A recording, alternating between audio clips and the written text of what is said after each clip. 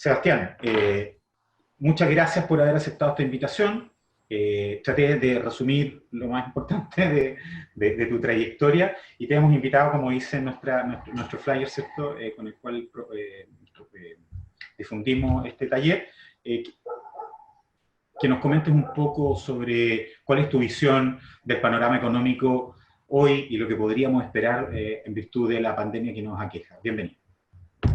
Gracias, Claudio. Es un gusto estar con ustedes en una conversación. Y como hablábamos brevemente antes de salir al aire, mi principal interés es que sea justamente una conversación. No estoy muy seguro, eso no lo alcanzamos a hablar, Claudio, de si acaso vamos a hacer que las preguntas vengan directas o van a ir por WhatsApp a ti o de qué manera, pero sea como sea, más que una presentación estricta, me gustaría que conversaran. En ese sentido no tengo PowerPoint, me parece que en general el PowerPoint es más intruso y dificulta más que ayuda, especialmente cuando lo que tratamos de hacer es intercambiar ideas. Por tanto, cualquier tema es tratable y podemos conversarlo. Yo quiero empezar hablando de qué podemos esperar del futuro, tanto a nivel del mundo como a nivel de Chile. Y la primera pregunta que creo que es interesante hacerse, porque hoy día, por ejemplo, entiendo que salió en el diario una noticia que la expresidenta Michelle Bachelet culpa al modelo de la crisis y que manifiesta su predicción de que esto va a cambiar el mundo y vamos a terminar con un mundo más solidario y más bondadoso. Yo personalmente, bueno, esa es una posición que ha tomado bastantes personas. Dentro de los más destacados y quizás lo más interesante fue el premio Nobel y amigo Amartya Sen, el profesor de Cambridge, que en un artículo plantea que esta es una oportunidad y él cree que así va a ser, en que el mundo sea más solidario, en cierto modo más espiritual, desde el punto de vista nuestro, de la civilización occidental, quizás más cristiano y menos individualista y competitivo. Ahora, yo creo que no va a ser así. Yo creo que no va a haber mayor cambio de bondad, no va a haber mayor cambio en lo que a solidaridad se refiere, por lo menos no en un periodo largo o duradero. Amartya Sen habla del cambio de actitud que hubo después de la Segunda Guerra Mundial, pero el error de ese razonamiento es, y que bastantes personas han caído, yo creo, en esa trampa, es relacionar la situación actual con una guerra. Quizás esté bien lo que hizo el ministro de hablar de la batalla de Santiago, pero cuando hay guerras de verdad, hay un ganador y hay perdedores, y el ganador en general adquiere mucho poder. Pensemos en lo que decía Amartya Sen de la Segunda Guerra Mundial, que Estados Unidos consolida su hegemonía,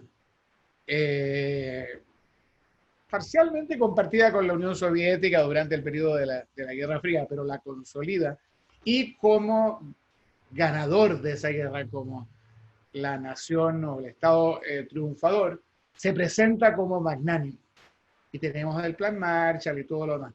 En esta situación no hay ganador, todos son o somos perdedores, lo cual hace difícil pensar que vaya a haber una actitud magnánima donde un cierto grupo va a ser particularmente generoso con otro. Por tanto, desde un punto de vista de la actitud de la gente en la sociedad, yo creo que vamos a seguir viviendo en un mundo similar al actual y cada uno lo puede clasificar o entender de la manera que quiera o pueda, y cuáles van a ser los cambios duraderos. Yo creo que nos vamos a lavar las manos con más frecuencia, y creo que en Chile puede haber un cambio interesante que viene con esto del Zoom, de las reuniones por Zoom, que finalmente va a haber un entendimiento diferente a lo que es la puntualidad. Yo me lo he pasado en reuniones en Zoom en Chile, en estos, bueno, y en todas partes del mundo, pero la media hora tradicional de retraso para todas las reuniones que había en Chile, de pronto empieza a desaparecer y estamos haciendo todo más o menos a la hora, 1 o 2 minutos de retraso, lo cual es un cambio importante. Ahora, ¿cuánto a eso con respecto a actitud frente a la sociedad? ¿Cómo, ¿Qué podemos esperar que vaya a pasar con la economía chilena? Va a haber obviamente que cambios muy importantes porque esto tiene efectos sobre la salud financiera de muchas empresas. Y este efecto sobre la salud financiera naturalmente que se va a traducir en quiebras, reestructuraciones, cambios, y podemos seguir después hablar de algunos detalles. Pero en lo estructural, yo tampoco veo que vaya a haber demasiados cambios en la economía chilena. Ahora, para poder hacer ese análisis hay que empezar por hacer una descripción de cómo uno describiría a la economía chilena. Yo tenía aquí un cuaderno donde lo había escrito, pero ahora se me perdió. Pero no importa. ¿Cómo caracterizaría uno la economía chilena hasta el 30 de septiembre del año 2019? ¿Por qué digo 30 de septiembre? Porque quiero separar la revuelta, las protestas y todo eso del resto. La economía chilena es una economía que creció muy rápido durante 25 años, durante una generación. El año 2001 pasó a ser la número 1 de América Latina y el año 2018 perdió el liderazgo. Fue superada por Panamá y está en camino a ser superada por Uruguay. Por tanto, va a pasar de ser la número 1 a ser la número 3.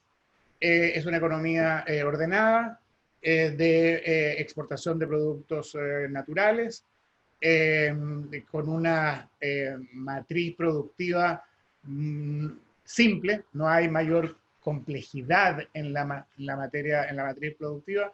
Chile no es parte de las cadenas de suministro internacional de bienes manufacturados, lo cual hemos visto que es algo positivo durante la crisis de la pandemia. Es un país con inflación baja, con tipo de cambio más o menos estable y muy desigual. Y yo creo que como consecuencia de la pandemia, nada de eso, que es estructural, va a cambiar. La desigualdad se va a hacer más profunda, el tipo de cambio yo creo que va a seguir más o menos igual por la pandemia no va a tener mayor efecto, y la inflación no sabemos, pero tampoco creo yo que el Banco Central está tomando una actitud adecuada y no se va a disparar. Ahora, esa estructura que yo di a la economía chilena, que yo creo que es adecuada, le podríamos agregar algunas cosas, pero no hay nada que yo haya listado ahí que sea controversial, no va a cambiar porque sucedió la pandemia. Pero creo que metodológicamente es muy importante hacer una distinción entre qué es lo que es consecuencia de la pandemia y qué va a suceder después de la pandemia. Y esta es una discusión metodológica en economía, en finanzas, etcétera, etcétera. Y lo que sí creo es que después de la pandemia, pero no como consecuencia de la pandemia, es muy probable que haya cambios importantes en la economía y en la sociedad chilena, y eso tiene que ver más con la nueva constitución, la revuelta, el estallido, la crisis política y todo eso. Por tanto, ¿va a haber cambios en Chile? Sí. Yo escribí un artículo y lo dije también en Chile en alguna oportunidad, en una entrevista. Yo creo que el neoliberalismo, que si quieren después podemos hablar de eso, en Chile se acabó. Estaba moribundo y ahora creo que está francamente en retirada o en proceso de morir. Y lo que viene después va a depender cómo se vaya dando la discusión, si acaso hay acuerdos políticos y el tipo de constitución que vayamos a tener. Y voy a parar aquí en esta parte para que después lo conversemos con preguntas y respuestas. Tengo obviamente opiniones más extensas sobre cada uno de esos temas. Por tanto, resumamos hasta ahora en el mundo como actitud social y como manera de relacionarse las personas. Creo que no nos vamos a mover a una mayor solidaridad, vamos a seguir siendo igual que antes, y cada uno lo calificará como sea, igual de solidarios o igual de egoístas o igual que antes, en manera de relacionarnos. En Chile va a haber cambios después de la pandemia, pero casi ninguno como consecuencia de la pandemia. Una pregunta interesante que ya es más de detalle tiene que ver con el teletrabajo. Y otra pregunta muy importante tiene que ver con el medio ambiente, más que para Chile, para el mundo como un todo, pero dejemos eso postergado. Y los cambios que creo yo va a haber después de la pandemia no son consecuencia de la pandemia, como dije, sino que de la revuelta social. Ahora, hablemos un poquito, ahora esto va a ser un poquito más técnico y no estoy muy seguro, Claudio, cuál es la composición técnica de la audiencia de formación, pero tampoco es muy importante porque lo voy a plantear de una manera más o menos simple. La pregunta es, dado la pandemia y dado que tenemos cuarentena y que por tanto la gente no puede ir a trabajar y se ha roto lo que llamamos el flujo circular, donde una persona compra y le hace pago al que le vende y ese le compra a otro y el dinero va circulando de fábricas a familias, de familias a negocios, de negocios a personas, de personas a la compra y de ahí de vuelta a la fábrica y circula. Y eso se rompió. Y lo que hay que hacer es parcharlo, repararlo y volver a ponerle agua o líquido o lo que sea que circula en el ciclo, en el flujo circular. Y eso se hace a través de dos herramientas que son la política monetaria y la política fiscal. Y lo que ha pasado en Chile es que recién se aprobó, o está por aprobarse, se aprobó en el Senado ayer y está por firmarse o se firmó la ayuda a los trabajadores informales. Y hay una pregunta de cuál es el nivel de apoyo fiscal.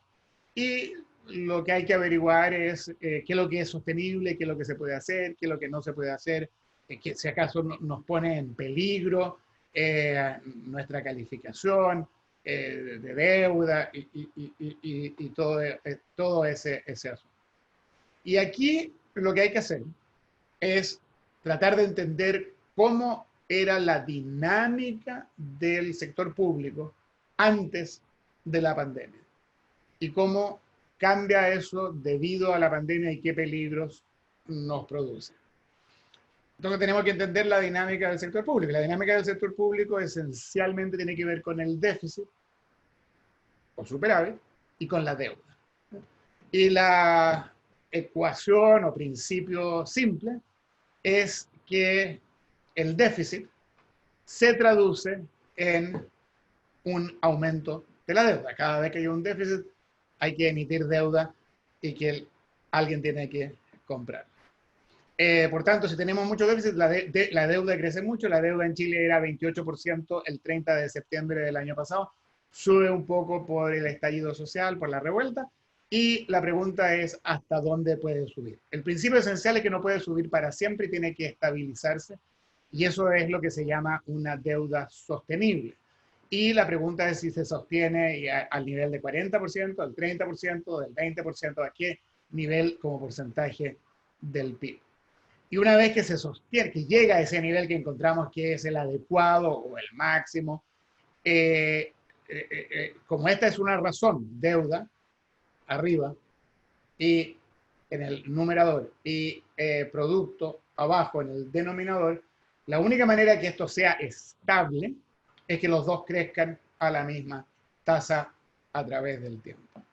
Por tanto, si la economía crece muy rápido, eso nos permite emitir más deuda, porque si crece muy rápido el denominador se expande y esta razón, este ratio, va bajando. Si lo queremos o podemos mantener estable, podemos tener más deuda. Por tanto, déficit genera deuda y la deuda no puede crecer más rápido que el PIB para siempre, porque explota y se acaba el país. Cuando hablamos del déficit, tenemos que entonces decir cómo funciona el déficit, qué es lo que le agrega a la deuda. Y esa es la pregunta, qué es lo que nos está haciendo el COVID con esa relación. El déficit es la diferencia entre ingresos y gastos. Dejemos los ingresos a un lado y hablemos de los gastos. Los gastos los dividimos en dos partes. Una parte es el pago de intereses sobre la deuda ya acumulada, y esos son dos números que están dados por el sistema, porque la deuda ya se acumuló en el pasado, y la tasa de interés también se contrató en el pasado al firmar el contrato de deuda, ya sea el contrato a través de un bono o a través de un préstamo. Entonces tenemos cuál es el gasto, pago de intereses, y el resto. Y el resto se llama gasto primario. Y ese es el gasto que está disponible para todas las obligaciones del Estado y del gobierno. Para los colegios, las universidades, el tráfico, el ejército, todo. Ese es el gasto primario. Y en Chile el gasto primario había estado subiendo a una tasa que era completamente razonable hasta más o menos Bachelet 2. Y ahí empieza a dispararse. Y después del estallido hay proyecciones que va a subir muy rápido. Entonces, si sube muy rápido el gasto primario, porque hay que cumplir, este es el gasto que no es de intereses, porque hay que cumplir con las obligaciones sociales y políticas, se nos empieza a complicar porque si crece eso y los ingresos no crecen, vamos a tener que emitir más deuda. Y la idea era que Chile tenía algún espacio para emitir más deuda. Pero si emitimos más deuda, hay que pagar más intereses. Y por tanto, la ecuación empieza a crujir, ¿ya? Y lo que estamos viendo, y este es un ejercicio que estamos haciendo con Rodrigo Valdés y con José de Gregorio, lo que está pasando es que si uno proyecta una tasa del aumento de ese gasto primario que satisfacería, entre comillas, las demandas sociales, la deuda chilena en relación al PIB, que estaba en 28, empieza a subir y no se estabiliza en 35, ni en 45, ni en 50 y sigue subiendo, ¿ya? Y ese es un problema. Entonces, y esto es contabilidad. Y tenemos una ecuación que hay que satisfacerla, porque como es contabilidad no se puede violar, y nos queda entonces un solo instrumento que se puede usar, y que en la Fundación Jaime Guzmán no les va a gustar nada, y ese instrumento es la tasa de impuestos. Porque acuérdense, en el lado del déficit está la tasa, el pago de intereses, que eso ya es historia. Es la deuda que ya emití, más la tasa de interés que ya contraté, eso ya lo dije. Y está el gasto no en intereses, que es el gasto primario, y si ese le metemos un número que es político, tiene que crecer a lo menos a X% para satisfacer los requisitos políticos, se nos descuadra el lado izquierdo, por lo tanto la deuda tiene que crecer mucho. Y ahora decimos, no puede crecer tanto, porque vamos a pasar a ser un país en lo que a deuda se refiere como Argentina, entonces no nos cuadra. Y la única manera de cuadrarlo es subir los impuestos. Y eso no les gusta a ustedes y tampoco me gusta a mí, ¿ya?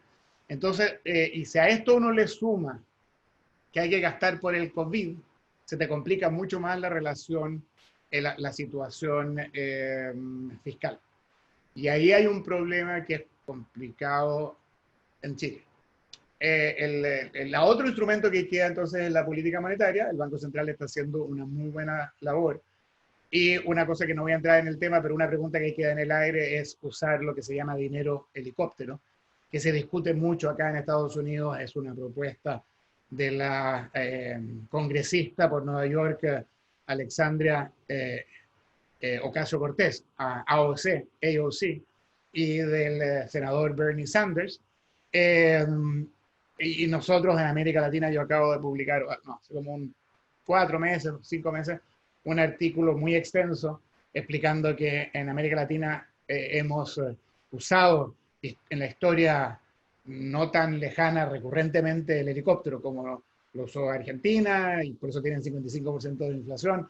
Y obviamente el caso más emblemático actual es Venezuela con su 1.000.000% de inflación el año pasado. Entonces eso nos queda un poco de lado. Hay gente que habla del Fondo Monetario Internacional, no lo que hizo Chile de pedir un crédito contingente, que fue lo que hizo el Banco Central hace un par de días, los 24.000 millones de dólares, sino que la emisión de dinero por parte del Banco Central a través de lo que se llaman los derechos especiales de giro. No voy a entrar en eso ahora, pero si hay preguntas al respecto, es un tema interesante. Es algo que es una ilusión, no va a funcionar, no va a resultar, y podemos discutir por qué no. Por tanto, eso es un poco entonces, ¿qué va a pasar para adelante en Chile? Tenemos este problema fiscal que lo podemos conversar, pero ya les expliqué una cuestión técnica de las ecuaciones. Eh, Acuérdense que les dije que un componente que se va haciendo cada vez más importante si vamos emitiendo más deuda es el pago de intereses sobre esa deuda. Esos intereses, yo dije, ya están determinados por la historia, por los que contratamos. Pero si la deuda crece mucho y la calificación cae, la tasa de interés sobre los nuevos créditos va a ser más alta y se complica aún más la cosa. Entonces tenemos eso complicado, bastante complicado. Tenemos la política monetaria que tiene que tener límites, se puede hacer más, pero es complicado. Quizás sí, quizás no. Tenemos una historia pasada muy traumática de la hiperinflación del año 73, 74 y 75. La inflación en Chile llegó a ser 700%, cosa que para ustedes es completamente incomprensible, a no ser que hayan vivido en Venezuela. Y vamos a tener todo el problema adicional social. Ahora, esto tiene que ver con cómo se ve la Constitución. Yo creo que va a haber una Constitución nueva, creo que va a ganar el apruebo. Creo que sería un grave error tratar de postergar el plebiscito. Ahora, obviamente que depende de las condiciones sanitarias, pero hay una serie de maneras de hacerlo, incluyendo la manera como se vota acá, que se vota durante 10 días o 2 semanas, no son todos los votos del mismo día. Yo voté en la primaria, por ejemplo, 3 días antes de la elección. Estaba abierta las mesas estuvieron abiertas durante un tiempo largo. Dentro de la Constitución, obviamente que no sé lo que va a pasar. Creo que es muy importante dentro de los derechos sociales introducir si se van a transformar en derechos sociales exigibles o bueno, no sé cómo se dice. Es muy importante introducir en la Constitución que estos derechos son exigibles, pero hasta donde sea posible desde un punto de vista presupuestario. Hay muchas constituciones que tienen esa cláusula y es un tema de derecho comparado. Creo que el Tribunal Constitucional es necesario revisarlo. Obviamente que no funciona bien, no ha funcionado bien y ha sido una institución, y es una institución, creo yo, muy cuestionada y se puede mejorar fuertemente, en mi opinión, su funcionamiento. Y creo que habría que preguntarse si necesitamos tener dos cámaras y cuál es el sistema de representación en el Congreso. Más allá de las atribuciones del Congreso, se habla mucho que Chile es un país muy presidencial, con una presidencia, un ejecutivo muy fuerte y un Congreso débil, y que eso habría que cambiarlo.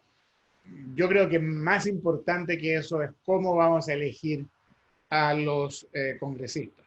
Y el paso del binomial a la fórmula actual proporcional creo que ha producido una inestabilidad política muy seria. Obviamente que al binomial no se puede regresar, y por tanto la pregunta es ¿por qué no usar el sistema inglés? Que es cada distrito tiene un representante y solo uno, y ese es el sistema en general en Europa, y donde hay primarias y por tanto los partidos son mucho más democráticos. Y si hay un solo representante por cada distrito, ese representante no va a ser en alguno de los extremos, porque justamente si es uno, tiene que estar más al medio, y ese es el teorema del votante mediana, que en teoría electoral es muy conocido. Por tanto, voy a parar acá, Claudio, y echémosle para adelante con la conversación. Tenemos como la mitad del tiempo para eso. No sé cómo lo quieres hacer. Creo que están usando el chat, entonces tú puedes mirar el chat y me haces las preguntas. Sí, claro. O si quiere la gente participar verbalmente también, como ustedes quieran. Lo vamos a hacer de los dos modos porque hay personas que han dejado preguntas bien interesantes y que por problemas de conexión prefieren que haga yo, me pidieron a mí que hiciera la pregunta. Beatriz Corvo me pide que te hace la siguiente pregunta. Hay dos preguntas en realidad de Beatriz. Tú ves cómo te haces cargo o si alcanzamos para todos, idealmente. ¿Cuál es tu visión entre las posiciones que hablan entre más globalización o menos globalización después de la pandemia, Sebastián? La primera que hace Beatriz. La segunda es, ¿cuál es tu opinión respecto a las posiciones de China y Estados Unidos? La disputa que se ha acrecentado más a partir de la pandemia. Eso, esa es la primera. Ya, bueno,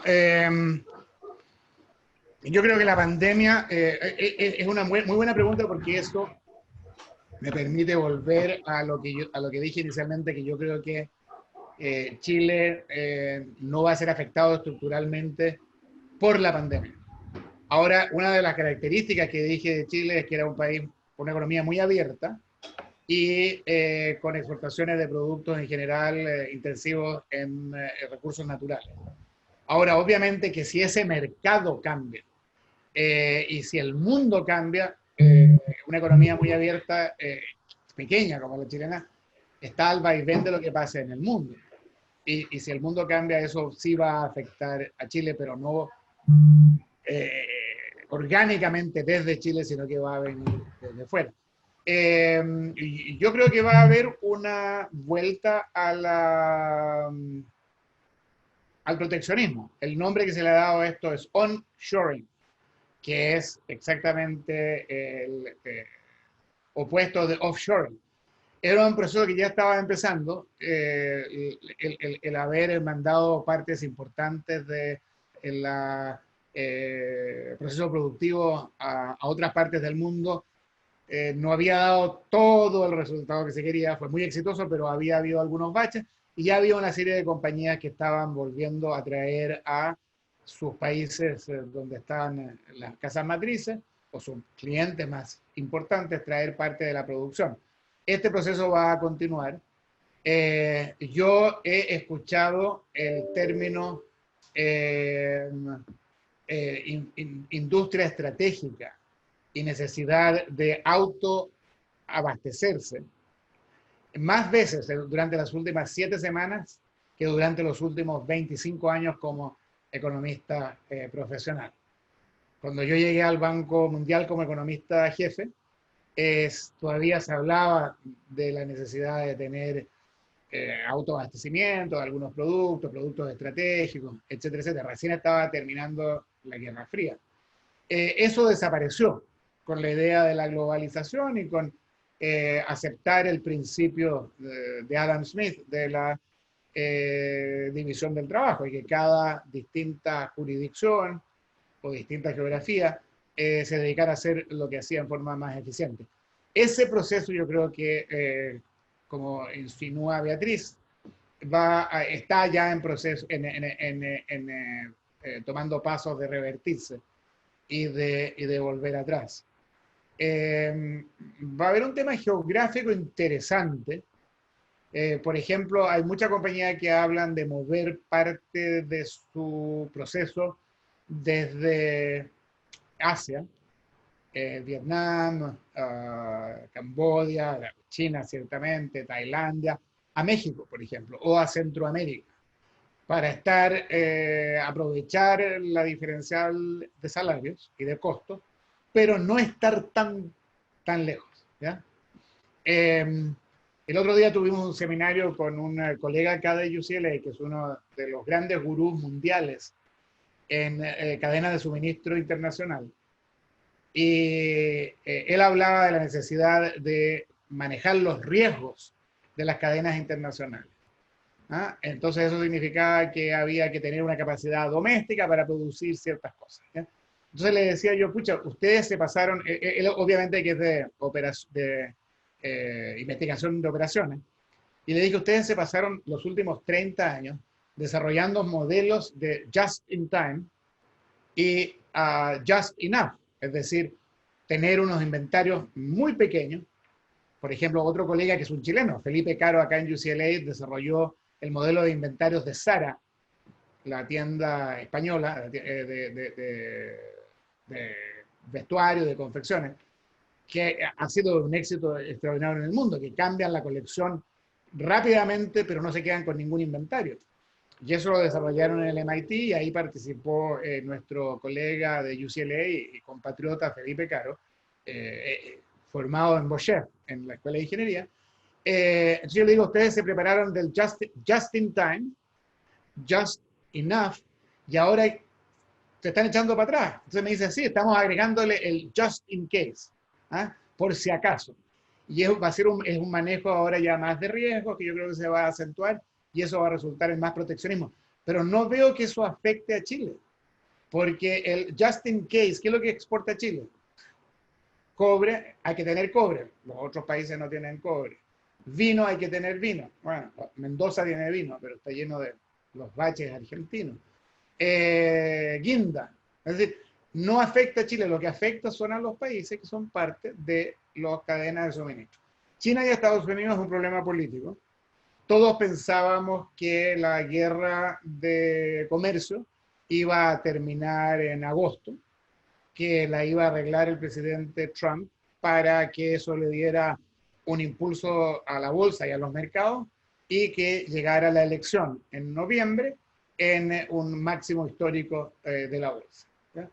Eso no va a suceder y por tanto ahora lo que le conviene a Trump políticamente es que la guerra comercial se prolongue para poder culpar a China de la crisis, porque como a él la ha manejado muy mal, necesita culpar a alguien que no sea él y ha tenido mucho éxito dentro de los grupos demográficos que lo apoyan,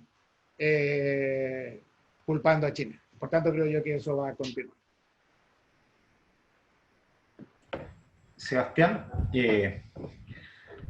dado que estoy yo moderando, me voy a permitir hacer la siguiente pregunta, arbitrariamente. Dado que dependemos más que de razones económicas, ¿cierto? O de la economía, dependemos de otras causas, como por ejemplo cuando encontrar una vacuna, para poder tener señales mucho más claras de la economía. O sea, en rigor la economía hoy por hoy no podríamos decir que no depende solo de la economía o de factor económico para poder dar respuesta a lo que podría ocurrir, ¿cierto? Hay ciertos límites.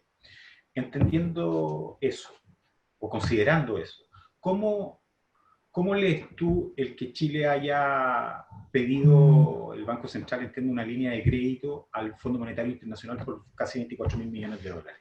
¿Eso es una buena señal, algo esperanzador? ¿Tendríamos que preocuparnos un poco de los dos? En fin. Bueno, eso tiene una historia larga y voy a tratar de darte una versión corta. Esa es una idea originalmente de un alto ejecutivo del Fondo Monetario Internacional, Stanley Fischer, que inventó esta línea de crédito que se llamaba originalmente FCL.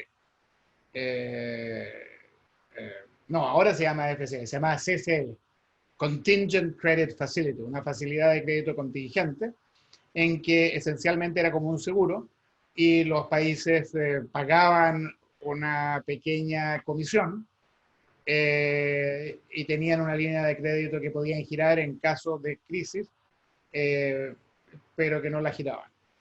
Fue un fracaso total esa idea de Stanley Fischer y 3 países solamente en forma eventual. Después se cambió de nombre y se pasó a llamarse CCL, FCL, la F es por flexible, es decir, línea de crédito flexible, pero que es la misma idea, es una especie de seguro. Y los únicos países que la tomaron fueron México, Colombia y Polonia. Y la razón por la cual los países no la tomaban es porque había un estigma asociado a eso y la idea era que solo la iban a tomar países que preveían o presentían o veían al corto plazo que iban a tener una crisis y por tanto valía la pena tener ya preparada la línea de crédito. Ese estigma con la pandemia desapareció.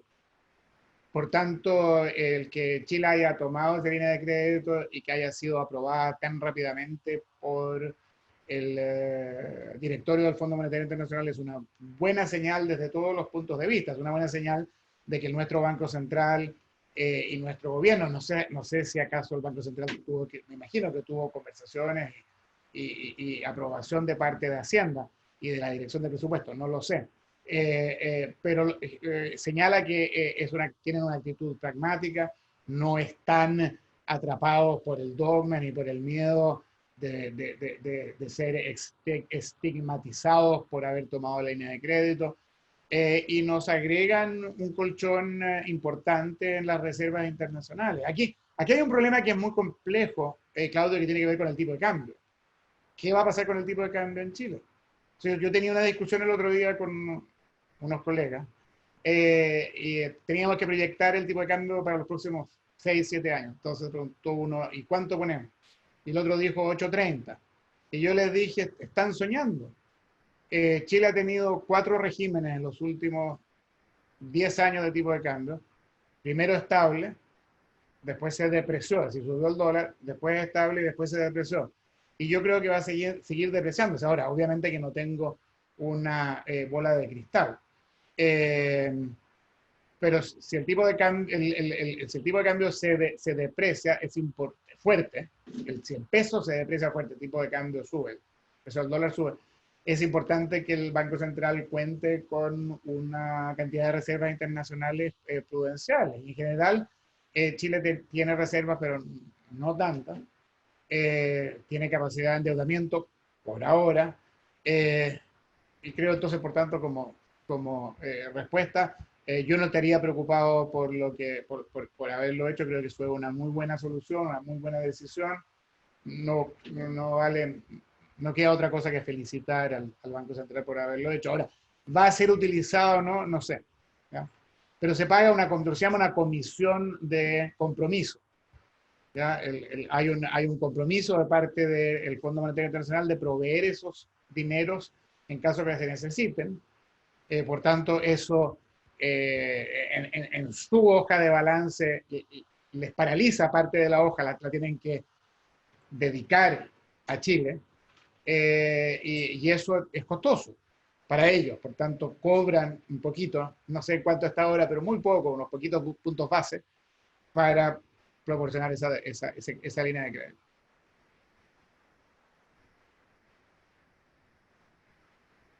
Gracias, Sebastián. La siguiente pregunta, Sebastián, te la va a hacer Orlando Poblete. Lo vamos a sacar al aire para que pueda preguntar y no sea tan fome, digamos, estar haciendo yo las preguntas. Orlando, hay que darle audio, sí. Orlando. Audio y cara. Audio y cara. Audio y cara sería lo ideal. No tiene Orlando, audio. atento Sí. a tu micrófono. Ahí está con audio abierto Orlando. Hola Orlando, ¿nos escucháis? Hola, gusto de saludarlo. Sebastián, gusto de saludarte. ¿Qué significa en concreto para las empresas y las personas el fin del liberalismo, del neoliberalismo, como dijiste al comienzo?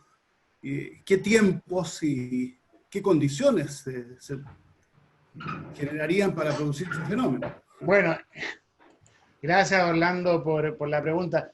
Es uno de los temas que más me apasionan en este momento. Y esta mañana tuve un debate en Temuco, of all places, ¿no? Con Agustín Esquela sobre el tema. Nos convocaron desde Temuco y nosotros que somos ambos, Agustín y yo somos profesores de provincias. Aceptamos, desde luego, solidaridad provincial. Lo que requiere, lo primero que se requiere para contestar tu pregunta es definir qué es lo que es neoliberalismo.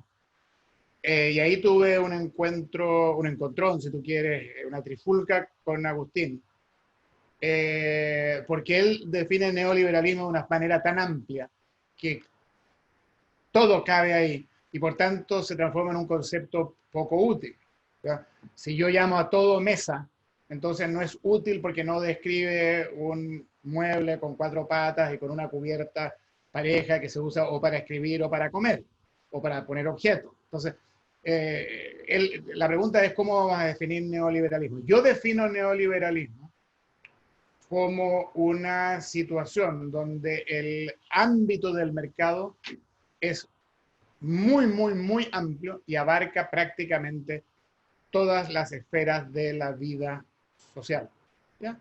Y el caso más claro en Chile, hasta hace poco, era el sistema de pensiones, que era un sistema inicialmente, a partir del año 81, basado exclusivamente en el sector privado.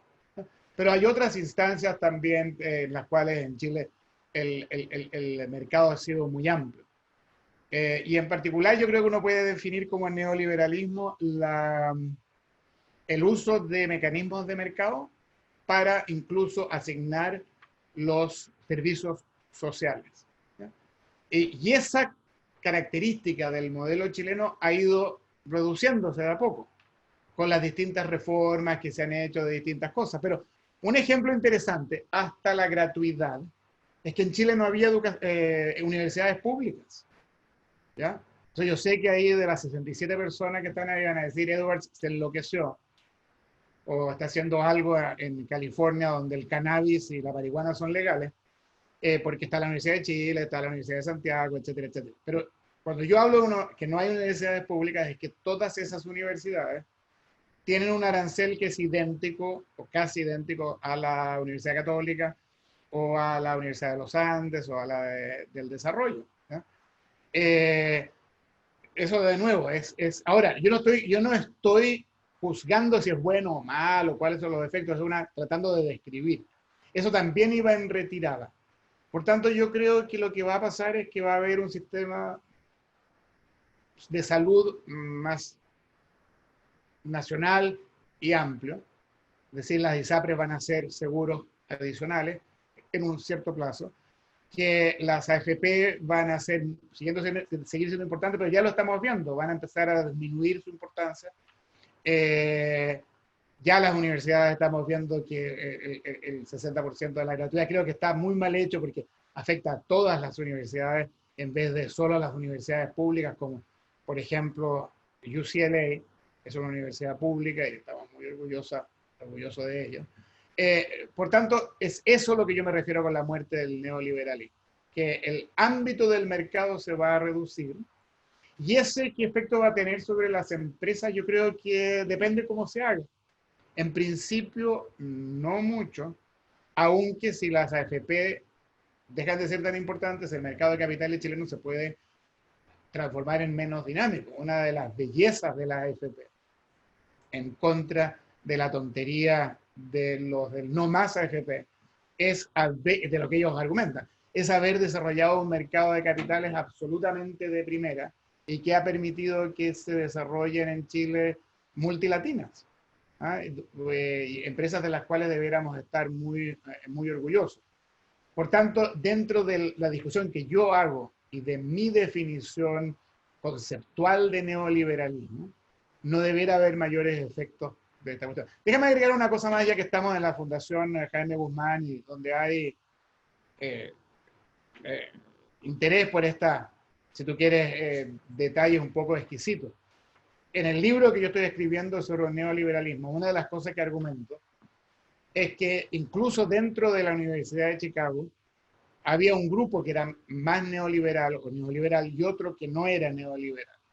Y en ese sentido, Gary Becker, el premio Nobel y presidente en su momento de la Sociedad Montpellier, y que fue a Chile en 3 oportunidades, era un neoliberal.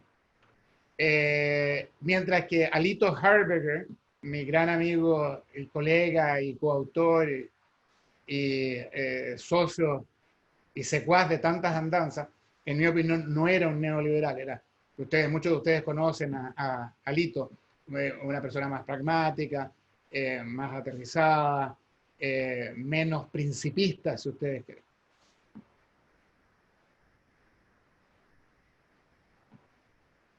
Bien, la siguiente pregunta, Sebastián, la va a hacer Álvaro Cruzat. Álvaro debería estar por ahí. Álvaro. Ni lo vemos ni le escuchamos. Tal cual, hay que abrirle el micrófono. Ahí sí. Álvaro. Hola, ¿qué tal, Sebastián?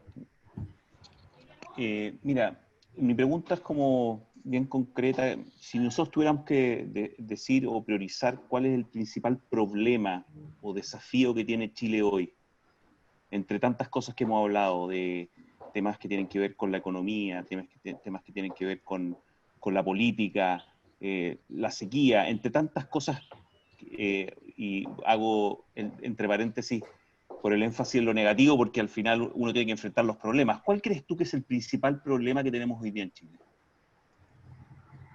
No, yo creo que es difícil decir un problema, pero creo que la situación política es muy complicada, en el sentido que hay una incapacidad, o ha habido una incapacidad por encontrar un terreno común en los políticos y por desarrollar una visión común.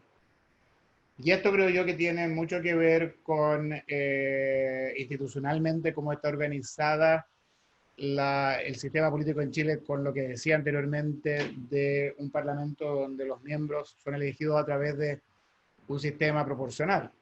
Y si hay un sistema proporcional, lo que a ti te conviene es ubicarte alrededor de un cierto núcleo, siempre que agarres la proporción que te permite ser elegido, y ser un activista a favor de ese grupo. Y mientras ese grupo sea lo suficientemente grande, vas a perpetuarte tú o tus colegas o tu partido. Entonces ahí viene el tema el teorema de la mediana y la posibilidad de que haya distritos estrictamente idénticos en términos de tamaño de la población, donde se elija solo un representante, ¿ya?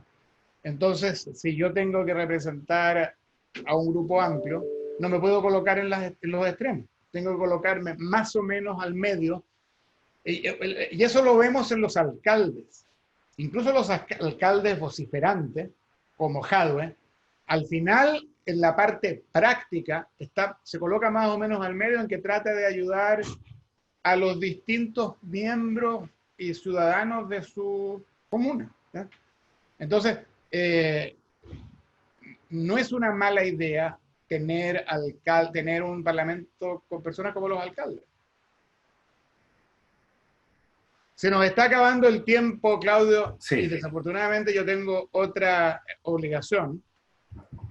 Podemos dejar entonces la última pregunta, solo la última pregunta, te la va a hacer Jorge Jara Quemada, el director ejecutivo de la Fundación Jaime Guzmán Sebastián.